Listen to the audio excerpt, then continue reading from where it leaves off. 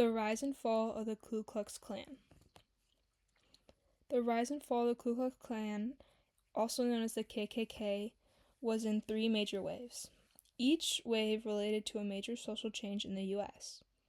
It was founded in 1865 in Tennessee by Confederate officers after the Civil War.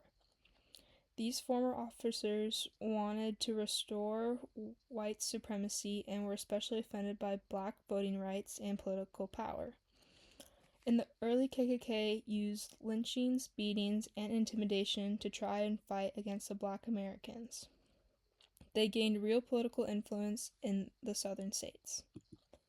It was started by 6 former Confederate officers and was originally framed as a social or fraternal club. They came from the Greek word kailos, which meant circle.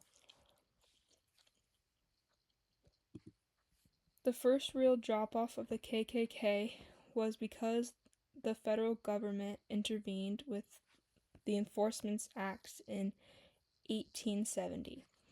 President Ulysses S. Grant used the Army and federal prosecutions to discourage the offensive actions. Due to this, the Klan dispersed and largely collapsed in the mid-1870s. White supremacy power still persisted, but through the Jim Crow laws. The laws were to make it hard for black Americans to vote. The examples are poll taxes, where you had to pay to vote, literacy tests, often unfair or impossible, and grandfather clauses, where you could only vote if your grandfather had voted. The Ku Klux Klan spread across the United States between 1915 and 1940. They established chapters in all 50 states with an estimated membership of between 2 million and 8 million. The second rise of the KKK was also fueled by, in large part, the 1915 film The Birth of a Nation, which was a fictional and highly racist depiction of the Reconstruction that portrays the first KKK. And they were portrayed as the saviors of white America. The fall this time was due to internal corruption, scandals, and violence. Notably, the 1925 rape/murder conviction of Indiana Klan leader D.C. Stepson. Public backlash and media exposure also didn't help. Economic and cultural changes of the late 1920s played a huge part. Reactions to civil rights was the next rise in 1950s and the 1970s.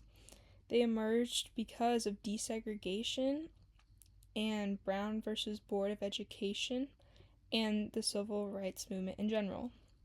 This time it was different. They formed smaller, more spread out groups, and they were responsible for bombings, murders, and imitation, especially in the South.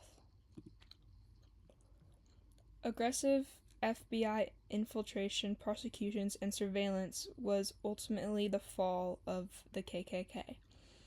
Civil rights laws in 1964 to 1965 reduced political space for the Klan, and also internal splits and loss of legitimacy were the ultimate end of the KKK.